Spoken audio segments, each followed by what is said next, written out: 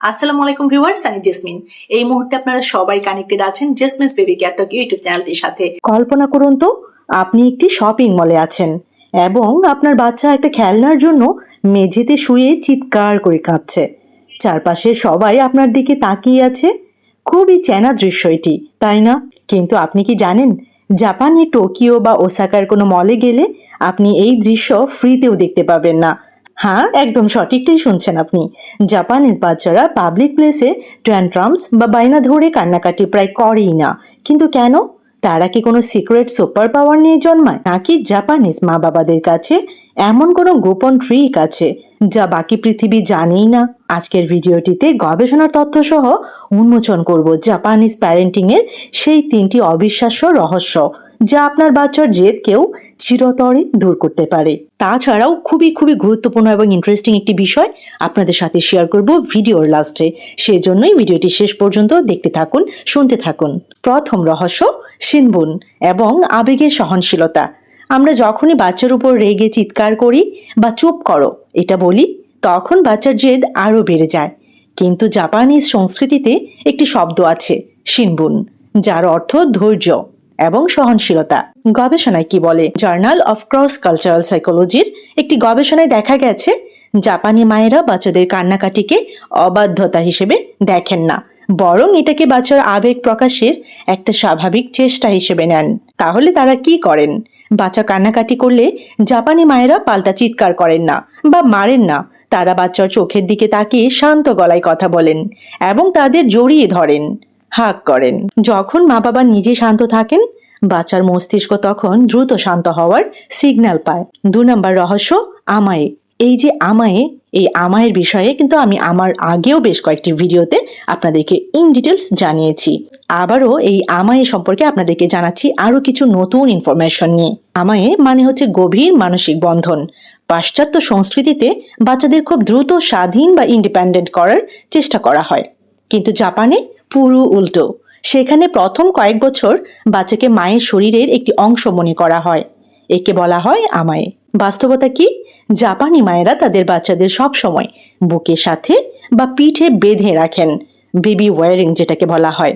এমনকি তারা একসাথে ঘুমানো, কো স্লিপিং যেটাকে বলে। বিজ্ঞান কি বলছে? বিজ্ঞান কি বলে? গবেষণায় দেখা গেছে, যে বাচ্চাদের শৈশবে প্রচন্ড শারীরিক স্পর্শ এবং ভালোবাসা দেওয়া হয়, তাদের শরীরে অক্সিটোসিন বা হ্যাপি হরমোন, লাভ হরমোন বেশি নিঃসৃত হয়। ফলে এই বাচ্চারা মানসিকভাবে অনেক বেশি নিরাপদ বোধ করে এবং তাদের মধ্যে জেদ বা রাগ প্রকাশ করার প্রবণতা একদম কমে যায়। ভীষণ ইন্টারেস্টিং। কিন্তু 3 নম্বর রহস্য, সরাসরি নো মানে না না বলা এবং সহমর্মিতা, এমপ্যাথি। আমরা সাধারণত কি বলি? না, তুমি এই চকলেট পাবে না, আর অমনি বাচ্চা কান্নাকাটি শুরু করে। জাপানি মা বাবারা সরাসরি নো বলা এড়িয়ে চলেন। কৌশলটা কি? কোন কৌশলটা তারা ফলো করেন? তারা বস্তুর চেয়ে মানুষের অনুভূতির উপর জোর দেন। যেমন বাচ্চা যদি কোনো খেলনা গাড়ি ছুঁড়ে মারে, জাপানি মা বলবেন না যে গাড়িটা ভাঙলে মারবো। তারা কি বলেন? তারা বলেন, দেখো গাড়িটা ব্যথা পেয়েছে, ও কাঁদছে। ফলাফল কি হয়? এতে ছোটবেলা থেকেই বাচ্চাদের মধ্যে এমপ্যাথি বা সহমর্মিতা তৈরি হয়। তারা বোঝে যে তাদের আচরণের কারণে চারপাশের মানুষ বা জিনিস ক্ষতিগ্রস্ত হচ্ছে। ফলে তারা নিজে থেকেই শান্ত হয়ে যায়। তাহলে আপনি আপনার বাচ্চার জেদ কমাতে আজ থেকেই কি করতে পারেন? সংক্ষেপে যদি বলি, চিৎকার বন্ধ করুন। বাচ্চা যখন রেগে যাবে, আপনি আপনার গলার আওয়াজ আরো নামিয়ে আনুন। শান্ত কণ্ঠস্বর বাচ্চার রাগকে ঠান্ডা করে। তাছাড়া শারীরিক স্পর্শ বাড়ান। দিনে অন্তত কয়েকবার বাচ্চাকে শক্ত করে জড়িয়ে ধরুন, হাগ যেটাকে বলি আমরা। এতে তার ভেতরের মানসিক অস্থিরতা দূর হবে। এবং আবেগকে স্বীকৃতি দিন। কেঁদো না এটা না বলে আপনি বলুন, আমি বুঝছি তোমার খারাপ লাগছে বা তুমি টায়ার্ড। বাচ্চা যখন বুঝবে আপনি তাকে বুঝতে পারছেন, তখন তার জেদ অর্ধেক কমে যাবে। সবসময় মনে রাখবেন, প্যারেন্টিং কোনো প্রতিযোগিতা নয়, এটি একটি আর্ট। জাপানিজদের এই পদ্ধতি আপনার কেমন লাগলো? আপনার বাচ্চাও কি খুব জেদ করে? কমেন্ট করে আমাকে লিখে জানাবেন। এই সেগমেন্টে আরো একটি ইন্টারেস্টিং বিষয় আপনাদের সাথে শেয়ার করব। আগে আপনাদেরকে বলেছি, আপনার বাচ্চা কি কথায় কথায় ভীষণ জেদ করে? শপিং মলে বা মেহমানের সামনে চিৎকার করে কান্নাকাটি করে, কিংবা নিজের দাবি আদায় করতে মেঝেতে শুয়ে ছটফট করে? আর আপনি রেগে গিয়ে চিল্লাচিল্লি করেন বা মারধর করেন, যার পর বাচ্চার জেদ কমার বদলে আরো 10 গুণ বেড়ে যায়। এমনটা কি হয়? তাহলে এখন আপনাকে নিয়ে যাব এমন এক দেশে যেখানে বাচ্চাদের চিৎকার, চেঁচামেচি বা পাবলিক প্লেসে কান্নাকাটি করাকে একটি অবিশ্বাস্য ঘটনা মনে করা হয়। হ্যাঁ, আমি আবারও জাপানের কথাই বলছি।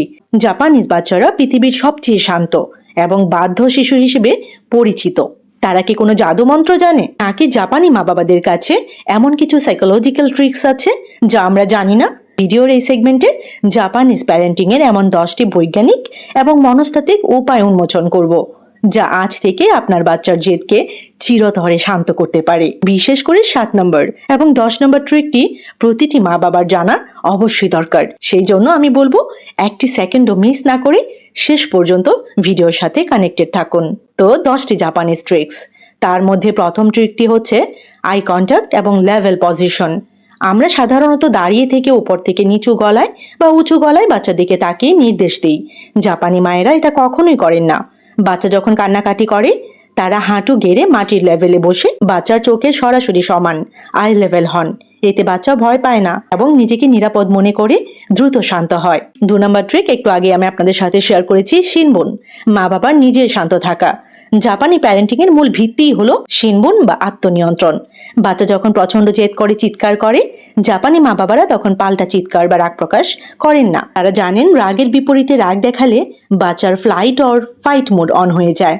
তারা নিজেরা একদম শান্ত হয়ে বাচ্চার সামনে দাঁড়ান, যা বাচ্চাকে দ্রুত শান্ত হতে সাইকোলজিক্যাল সিগন্যাল দেয়। 3 নাম্বার ট্রিক একটু আগে আমি এই বিষয়ে আপনাদেরকে জানিয়েছি, আমায়, যেটা হচ্ছে স্পর্শের ম্যাজিক। বিজ্ঞান বলে যখনই বাচ্চা অতিরিক্ত জেদ করবে তাকে কোনো কথা না বলে জড়িয়ে ধরে শক্ত করে বুকে চেপে ধরুন, যেটাকে বলা হয় সেফ হাগ। এতে কি হয়? এতে তার শরীরে অক্সিটোসিন হরমোন বাড়ে, যা জেদ এবং মানসিক অস্থিরতা সেকেন্ডের মধ্যে কমিয়ে দেয়। 4 নাম্বার ট্রিক সরাসরি না মানে নো না বলা। আমরা কথায় কথায় বলি না এটা পাবে না, না ওখানে যাবে না। এই না শব্দটা বাচ্চার মস্তিষ্কের জেদ বাড়িয়ে দেয়। জাপানি মা বাবারা সরাসরি না বলেন না, তারা অপশন দেন। এতে কি হয়? বাচ্চা ভাবার সুযোগ পায় এবং কান্না ভুলে যায়। 5 নাম্বার ট্রিক বস্তুর চেয়ে অনুভূতির ওপর জোর দেওয়া। বাচ্চা যদি কোনো খেলনা বা জিনিস ছুঁড়ে মারে বা নষ্ট করে, জাপানি মা বাবারা বলেন না যে জিনিসটা দামি, কেন ভাঙলে। তারা কি বলেন? তারা বলেন, দেখো খেলনা গাড়িটা ব্যথা পেয়েছে, ও খুব কাঁদছে। এতে বাচ্চার ভেতরের এমপ্যাথি বা সহমর্মিতা জেগে ওঠে। সে বোঝে তার আচরণের কারণে কেউ কষ্ট পাচ্ছে, ফলে সে শান্ত হয়ে যায়। আপনারা ইতোমধ্যেই জানেন, যারা যারা আমার চ্যানেলের সাথে রেগুলার কানেক্টেড আছেন, যে বাচ্চাদের মেধার বিকাশ এবং শান্ত স্বভাবের 90% তৈরি হয় 0 to 8 ইয়ার্স, 0 থেকে 8 বছর বয়সের মধ্যে। এই সময়ে জাপানিজ টেকনিকগুলো সবচেয়ে দ্রুত কাজ করে। 6 নম্বর ট্রিক রোল মডেলিং বা আচরণ দিয়ে শেখানো। জাপানিরা বিশ্বাস করে বাচ্চারা উপদেশ শুনে শেখে না, মা বাবাকে দেখে শেখে। আপনি নিজে যদি ঘরে মোবাইল নিয়ে পড়ে থাকেন বা রেগে গিয়ে জিনিস ছুঁড়ে মারেন, বাচ্চাও সেটাই করবে। জাপানি মা বাবারা বাচ্চার সামনে নিজেদের আচরণকে অত্যন্ত সংযত এবং ডিসিপ্লিন রাখেন। 7 নম্বর ট্রিক সিক্রেট ডিসিপ্লিন বা আড়ালে শাসন। এটি অত্যন্ত গুরুত্বপূর্ণ। জাপানিরা কখনো অন্য কোনো মানুষ, মেহমান বা আত্মীয়দের সামনে বাচ্চাকে বকাঝকা বা শাসন করেন না। সবার সামনে শাসন করলে বা বকাঝকা করলে কি হয়? এতে বাচ্চার আত্মসম্মানে আঘাত লাগে এবং সে আরো বেশি রিঅ্যাক্ট করে। বাচ্চা ভুল করলে তাকে শান্তভাবে অন্য ঘরে বা আড়ালে নিয়ে গিয়ে বুঝিয়ে বলা হয় জাপানি প্যারেন্টিং ট্রিক্সে। 8 নম্বর ট্রিক প্রকৃতির সাথে সংযোগ, নেচার টাইম। জাপানি শিশুরা প্রতিদিন একটি নির্দিষ্ট সময় প্রকৃতির মাঝে কাটায়। পার্কের ঘাসে হাঁটা, মাটি নিয়ে খেলা বা গাছপালা দেখার ফলে বাচ্চার মস্তিষ্কে কর্টিসল বা স্ট্রেস হরমোনের মাত্রা কমে যায়। যে বাচ্চারা প্রকৃতির কাছাকাছি থাকে, ইনডোর বা স্ক্রিনে বন্দি বাচ্চাদের চেয়ে তাদের মেজাজ অনেক শান্ত হয়। 9 নম্বর ট্রিক আবেগকে স্বীকৃতি দেওয়া, ভ্যালিডেট ইমোশনস। বাচ্চা যখন কান্নাকাটি করে, জাপানি মায়েরা বলেন না কান্না থামাও, এটা কোনো ব্যাপারই না। তারা বলেন, আমি বুঝতে পারছি তোমার খুব খারাপ লাগছে বা রাগ হচ্ছে। যখন বাচ্চা বুঝতে পারে যে তার মা বাবা তার কষ্টটা বুঝতে পারছে, তখন তার জেদ প্রকাশের তীব্রতা এমনিতেই কমে আসে। Last but not the least, 10 number trick চারপাশের পরিবেশকে শান্ত রাখা, লো সেন্সরি এনভায়রনমেন্ট। বাচ্চা যখন অতিরিক্ত হাইপার বা জেদি হয়ে ওঠে, জাপানি ঘরে টিভির ভলিউম কমিয়ে দেওয়া হয়, অতিরিক্ত লাইট অফ করে ডিম লাইট জ্বালানো হয় এবং ঘরের কোলাহল বন্ধ করা হয়। শান্ত পরিবেশ বাচ্চার উত্তেজিত স্নায়ুতন্ত্রকে খুব দ্রুত রিল্যাক্স বা শান্ত হতে সাহায্য করে। ফাইনালি আমি আপনাদেরকে আবারও বলছি, প্যারেন্টিং কোনো একদিনের যুদ্ধ নয়, এটি একটি দীর্ঘদিনের চর্চা। জাপানি মা বাবাদের এই 10টি ট্রিক্সের মধ্যে কোন ট্রিকটি আপনার সবচেয়ে বেশি ভালো লেগেছে এবং আপনি আজ থেকেই আপনার বাচ্চার উপর অ্যাপ্লাই করতে যাচ্ছেন, কমেন্ট করে আমাকে অবশ্যই লিখে জানাবেন। তো কেমন লেগেছে আজকের এই ভিডিওটি অবশ্যই আমাকে কমেন্ট সেকশনে জানাবেন। আর এরকম ছোট বড় আরো অনেক ইনফরমেটিভ ভিডিওস পেতে চ্যানেলটির সাথে কানেক্টেড থাকবেন। Jasmine's baby care talk YouTube channel. সবাইকে অসংখ্য ধন্যবাদ জানাচ্ছি যারা যারা শেষ পর্যন্ত ভিডিওটি দেখেছেন। সবাই ভালো থাকবেন, বাচ্চাদেরকে ভালো রাখবেন। আল্লাহ হাফেজ।